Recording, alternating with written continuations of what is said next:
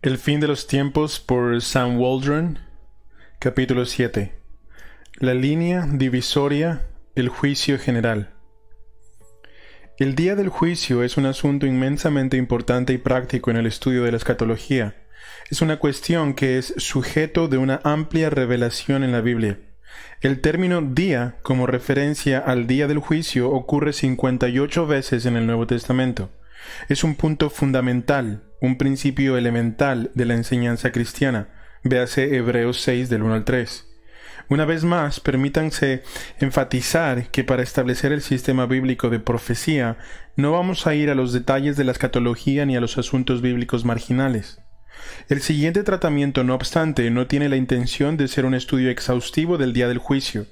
Nuestro interés está simplemente en cómo el juicio general clarifica el sistema de escatología que se enseña en la Biblia.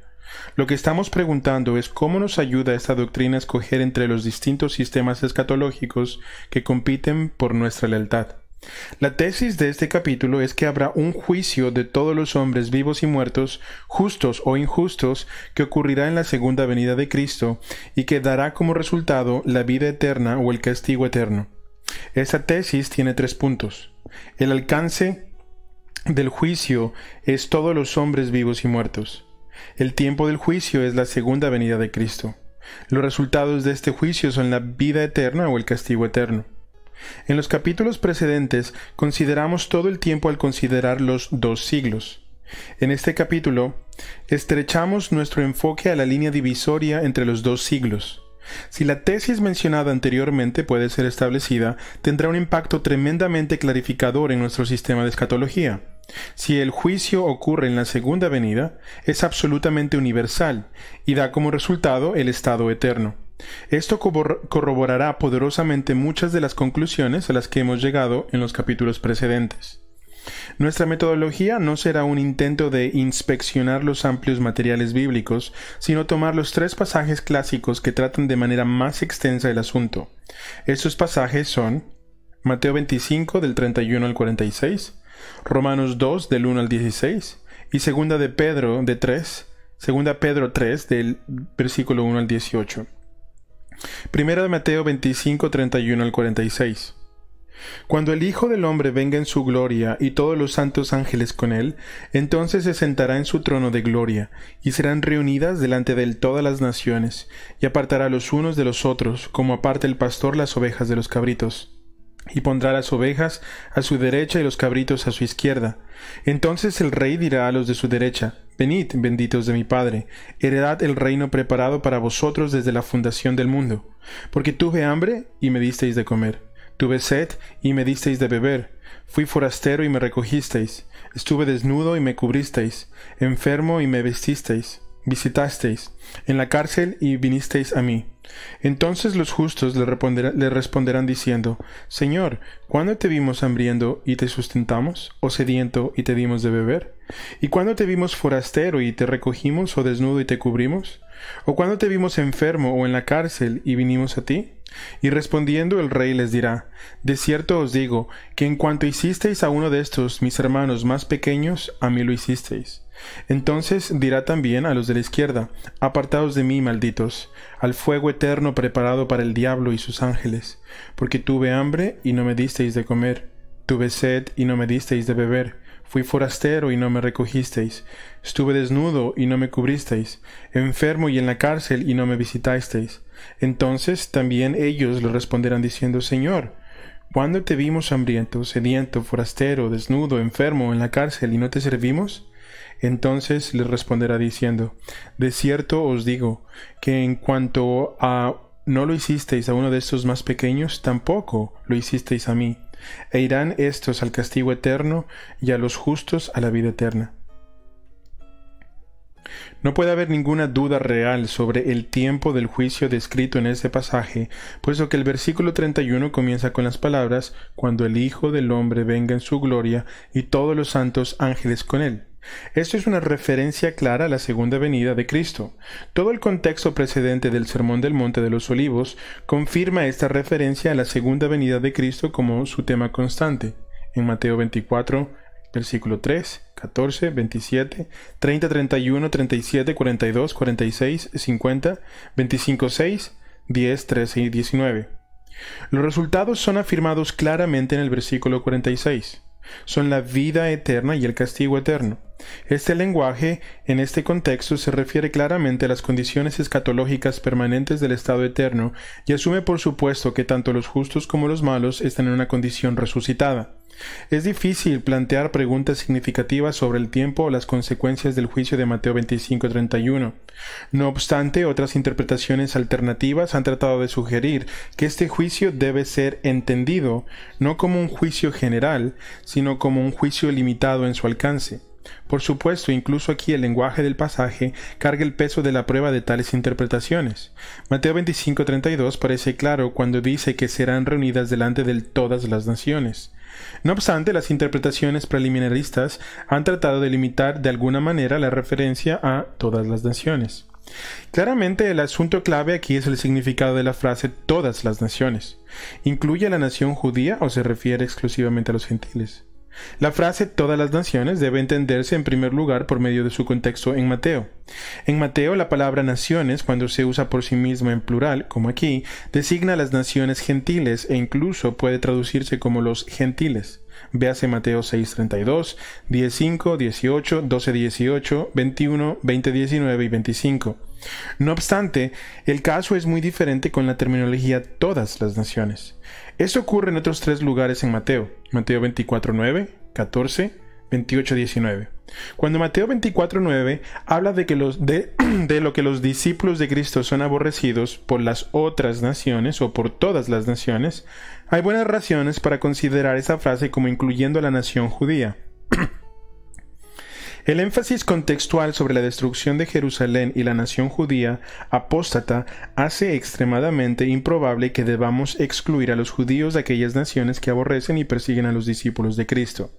Esta frase se usa en Mateo 24:14 y en 28:19 para designar el ámbito universal de la misión evangelística de la Iglesia. Este ámbito ciertamente incluye a los judíos, como en Hechos 1:8 y en Romanos 1:16 y 17.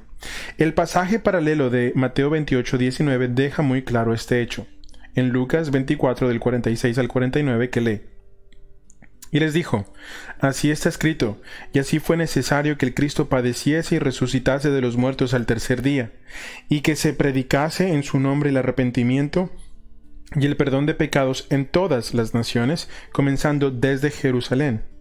Y vosotros sois testigos de estas cosas. He aquí, yo enviaré la promesa de mi Padre sobre vosotros, pero quedaos vosotros en la ciudad de Jerusalén hasta que seáis investidos de poder desde lo alto. En pasajes tales como estos, los verdaderos paralelos de Mateo 25:32, la distinción entre judíos y gentiles, algunas veces llamados naciones, desaparece. Por lo tanto, la fraseología todas las naciones designa al mundo completo, tanto judíos como gentiles, que es el objeto de la predicación del Evangelio durante los últimos días.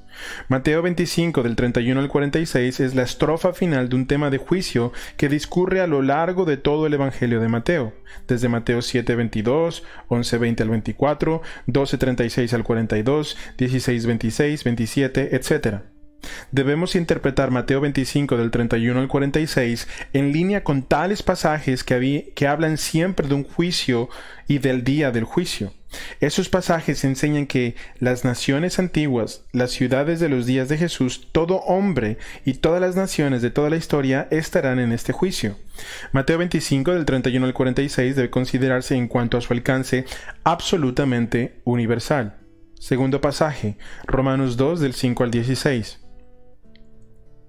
Pero por tu dureza y por tu corazón no arrepentido, atesoras para ti mismo ira para el día de la ira y de la revelación del justo juicio de Dios, el cual pagará a cada uno conforme a sus obras, vida eterna a los que, perseverando en bien, hacen, buscar la gloria y honra e inmortalidad, pero ira y enojo a los que son contenciosos y no obedecen a la verdad, sino que obedecen a la injusticia, tribulación y angustia sobre todo ser humano que hace lo malo, el judío primeramente y también el griego, pero gloria, honra y paz a todo el que hace lo bueno, al judío primeramente y también al griego, porque no hay acepción de personas para con Dios, porque todos los que sin ley han pecado, sin la ley perecerán, y todos los que bajo la ley han pecado, por la ley serán juzgados, porque no son los oidores de la ley los justos ante Dios, sino los hacedores de la ley serán justificados. Porque cuando los gentiles que no tienen la ley hacen por naturaleza lo que es de la ley, estos, aunque no tengan la ley, son ley para sí mismos, mostrando la obra de la ley escrita en sus corazones, dando testimonio a su conciencia y acusándoles o defendiéndoles sus razonamientos. El día en que Dios juzgará por Jesucristo los secretos de los hombres, conforme a mi evangelio. Este pasaje clave sobre el juicio ocurre en la amplia sección de Romanos que tiene como tema la revelación de la ira de Dios contra todos los hombres, desde Romanos 1:18 al 3:20. La sección 1:18 a 2:16 trata de la ira de Dios contra todos los hombres en general, mientras que 2:17 al 3:8 enfatiza la ira de Dios contra los judíos en particular y 3:9 al 20 afirma la conclusión general. La estructura de esta sección de Romanos puede ilustrarse mejor por medio de dos círculos concéntricos. Gráfico, la estructura de Romanos 1:18 al 2:16. Explicación del gráfico. Los judíos en particular, desde Romanos 2:17 al 3:8, son el círculo concéntrico, y todos los hombres en general, desde Romanos 1:18 al 2:16, es el círculo que está alrededor.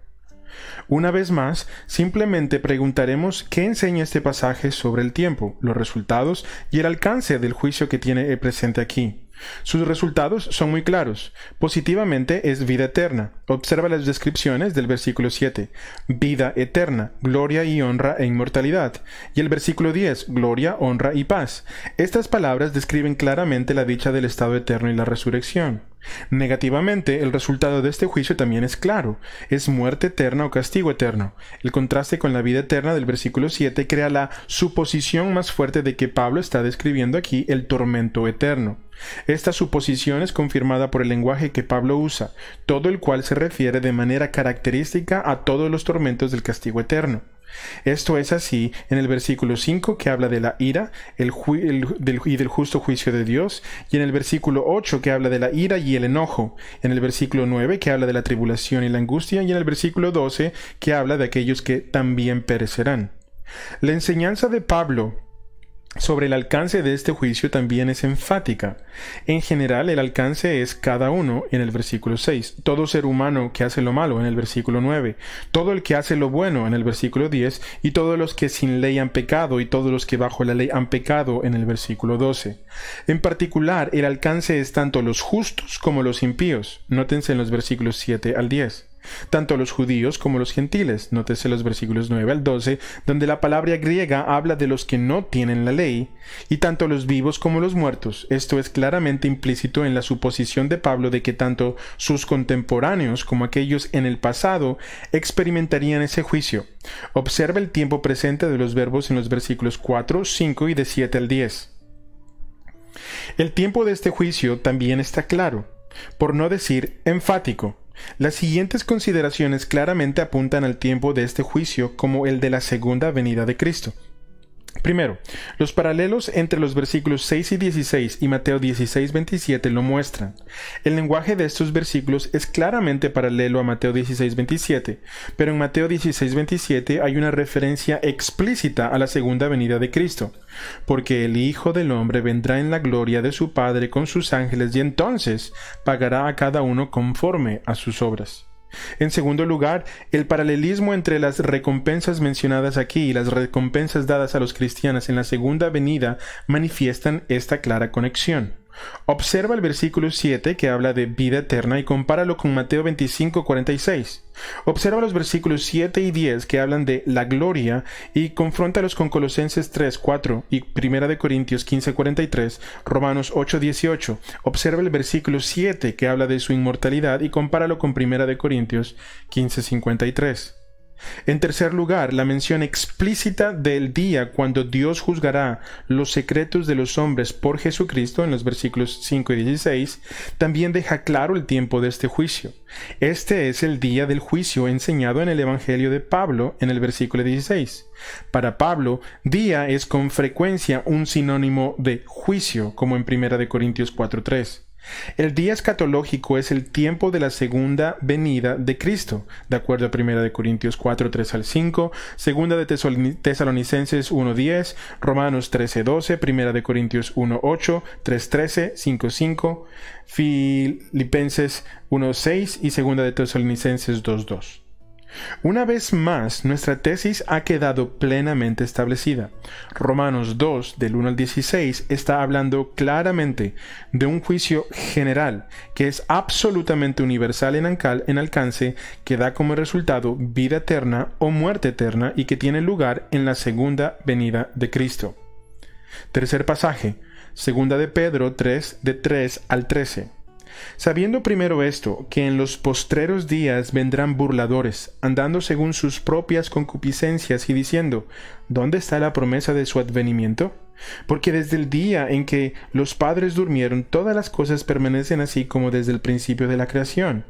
Estos ignoran voluntariamente que en el tiempo antiguo fueron hechos por la palabra de Dios los cielos y también la tierra, que proviene del agua y por el agua subsiste, por lo cual el mundo de entonces pereció anegado en agua, pero los cielos y la tierra que existen ahora están reservados por la misma palabra, guardados para el fuego en el día del juicio y de la perdición de los hombres impíos.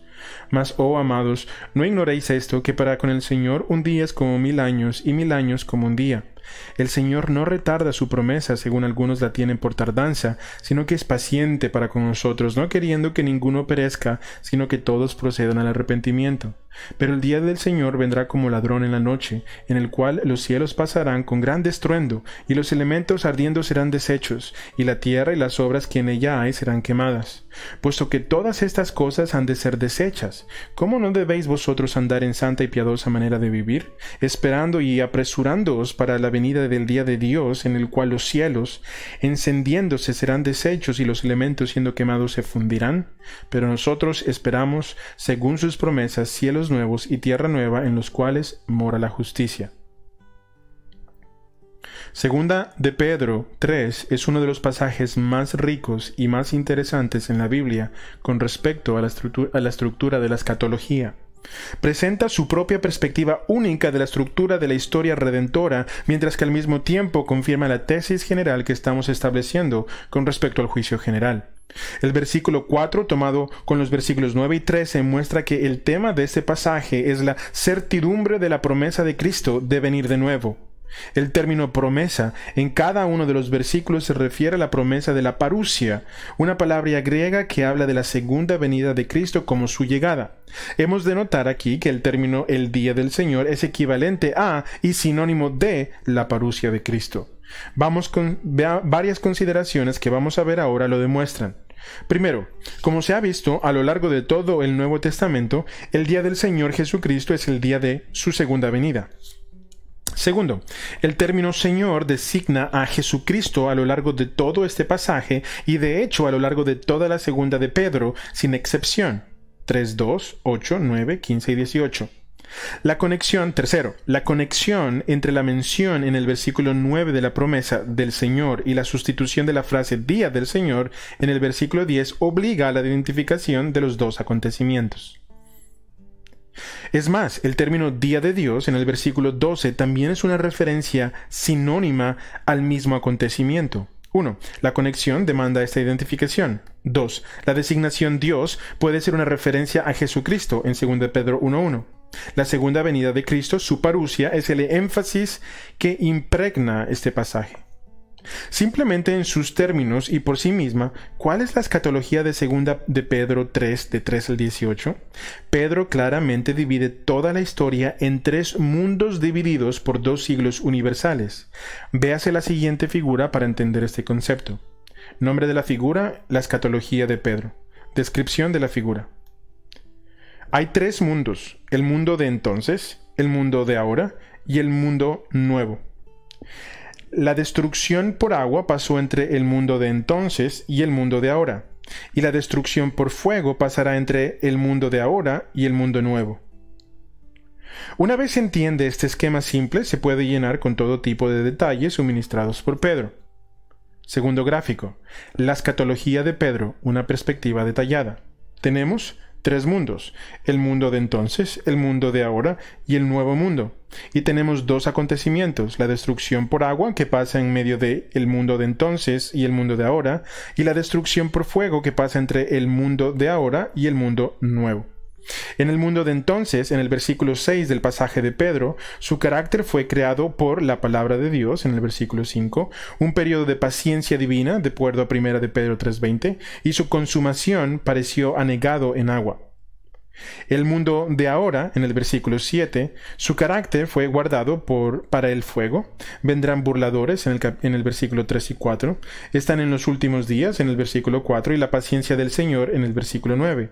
Su consumación, la parusia, en el versículo 4. El día del Señor, el día de Dios, o el día del juicio, en el versículo 10 y 12. El día del juicio y de la destrucción de los hombres impíos, en el versículo 7. Y el mundo nuevo, en el versículo 6. Su carácter, cielos nuevos y tierra nueva, versículo 13, en los cuales mora la justicia, versículo 13. Su consumación no tiene final, es el día de la eternidad, versículo 18. El problema con ciertas interpretaciones falsas de este pasaje se puede ver claramente en la manera en que perturban el esquema simple pero profundo que es dado claramente por la Escritura. La interpretación preterista de este pasaje es adoptada típicamente por los postmilenaristas. Esta afirmación de J. Marcellus Kik personifica la mala interpretación preterista y postmilenarista de este pasaje. Quote: tal vez la gran piedra de tropiezo para la aceptación de la posición postmil es el malentendido del término nuevos cielos y nueva tierra.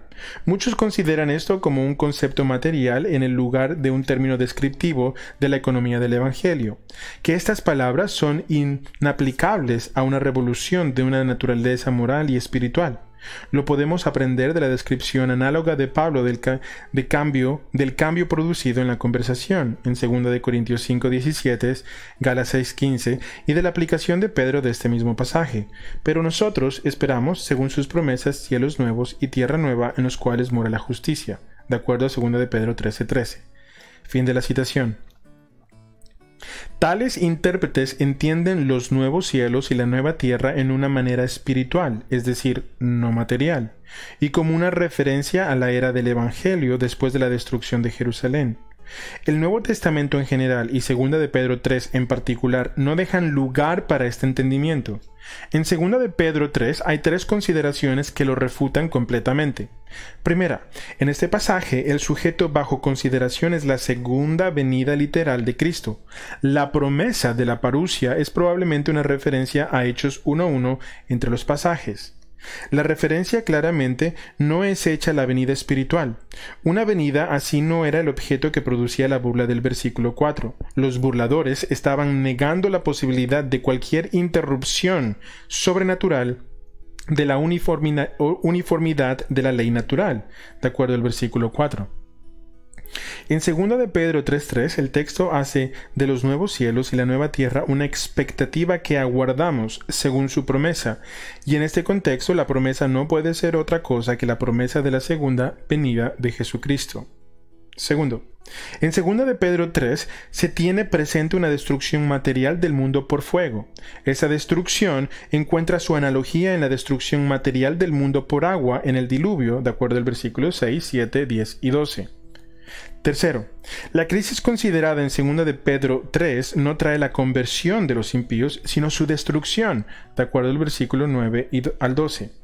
Una segunda interpretación falsa es desenmascarada por la simplicidad del esquema de Pedro.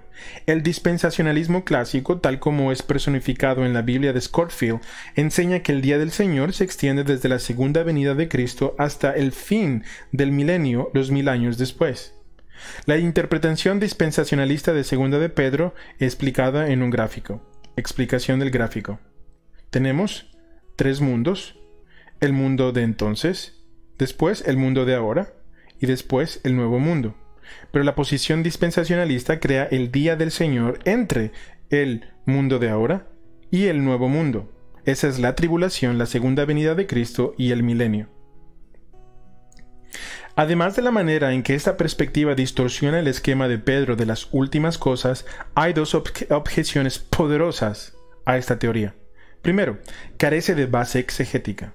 Su base es simplemente las presuposiciones del premilenarismo dispensacionalista y la necesidad de justificar este esquema en la atmósfera hostil de 2 de Pedro 3, de 3 al 13. Es inventada, es decir, para hacer que su esquema encaje en este pasaje. Segundo, esta teoría da lugar a un entendimiento forzado y antinatural de 2 de Pedro de 3 al 13. Nuestra objeción no es que el día del Señor es literalmente un día de 24 horas, sino que está basada en las objeciones o en las consideraciones siguientes. Primera, el versículo 10 no tendría que decir en el cual, sino al final del cual. No obstante, el significado natural de 2 de Pedro 3:10 es que cuando Cristo viene, el mundo es destruido inmediatamente, no 1000 años después.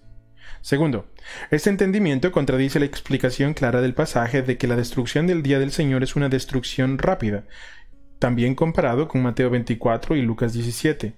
La analogía del ladrón del versículo 10 implica una destrucción rápida, como en Mateo 24, 42, 43 y en 1 Tesalonicenses 5 al 2. Una destrucción que tiene lugar durante un periodo de 1000 años es cualquier cosa menos rápida y repentina. 3. Esta teoría ignora el hecho de que en el Nuevo Testamento y en 2 de Pedro 3, de 3 al 13, el día del Señor es un sinónimo de la parusia. Afirmar que el día del Señor dura 1000 años es afirmar lo mismo con referencia a la parusia. El versículo 9 deja claro que la alternativa al arrepentimiento antes de la parusia es perecer. Una parusia o día del Señor de 1000 años socava el desencarnado de esta alternativa. 4. Las analogías del diluvio y el día del Señor minan esta teoría. El día del Señor, como el diluvio, es un evento catastrófico, no un periodo de tiempo que dura toda una era. Hemos estado examinando el asunto del juicio general por medio de estos pasajes. Este pasaje ciertamente trata este asunto. Claramente, el tiempo del juicio es la segunda venida de Cristo. Ya se ha mostrado que la promesa de la segunda venida de Cristo es el asunto dominante de este pasaje. Las frases día del Señor y día de Dios también se refieren a este nuevo evento como se ha mostrado. Observa especialmente la conexión del versículo 7 con los siguientes versículos y ve cómo Pedro pasa inmediatamente del día del juicio a la promesa de su venida. Observa también el versículo 10, donde el día del Señor, en el cual los cielos pasarán, es obviamente una referencia a la promesa de su venida, la cual ha formado el asunto del versículo 9. Esta identificación es confirmada por la afirmación de que vendrá como ladrón.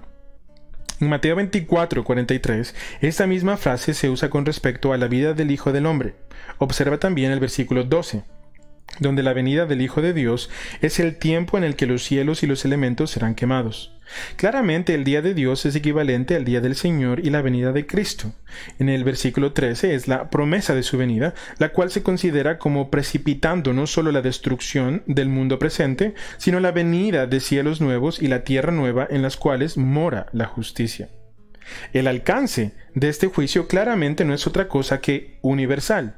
El mundo como un todo es destruido, en el versículo 7. Los cielos y la tierra, versículo 10. Los cielos y los elementos, versículo 12. Los cielos y los elementos, otra vez. El paralelismo con el diluvio que se encuentra en el versículo 6 fortalece esa afirmación del carácter universal de este juicio. Es más, la mención de los nuevos cielos y la nueva tierra en el versículo 13 claramente declara su universalidad. Los resultados de este juicio tampoco dejan lugar a duda. La destrucción eterna de los malos y la vida eterna para los buenos. La destrucción eterna de los malos está implícita en la destrucción universal del mundo presente que trae el juicio. Es mencionada explícitamente en las referencias de la destrucción de estos versículos. El versículo 7 habla del juicio y de la perdición de los hombres impíos. El versículo 9 dice que los que no se arrepientan perecerán en la venida de Cristo. También la bendición eterna de los piadosos claramente es un resultado de este juicio. En el versículo 13 se afirma que este juicio será el preludio de los nuevos cielos y la nueva tierra. Esto es claramente una referencia al estado eterno de los justos, como se lo ve en Apocalipsis 21 en el versículo 1. Conclusiones generales de este capítulo. Los tres pasajes principales del Nuevo Testamento afirman claramente que el tiempo del juicio venidero es la segunda venida de Cristo. Los resultados del juicio venidero son vida eterna y castigo eterno, y el alcance del juicio venidero es general o, en otras palabras, absolutamente universal. Son lo suficientemente claros cuando se les considera separadamente, cuando se les considera juntos y en conjunción con las otras muchas referencias al juicio general en el Nuevo Testamento, son absolutamente concluyentes a favor de un juicio general en la segunda venida de Cristo que marca el comienzo del estado eterno. La implicación inevitable de esto es que el premilenarismo está excluido como el esquema bíblico de las últimas cosas. No hay lugar para un reino milenario habitado por hombres naturales subsiguiente a la segunda venida de Cristo, puesto que toda forma de premilenarismo requiere ese tipo de reino. El premilenarismo no puede ser reconciliado con esta estructura absolutamente fundamental de la enseñanza bíblica sobre las últimas cosas, su propia doctrina del juicio final.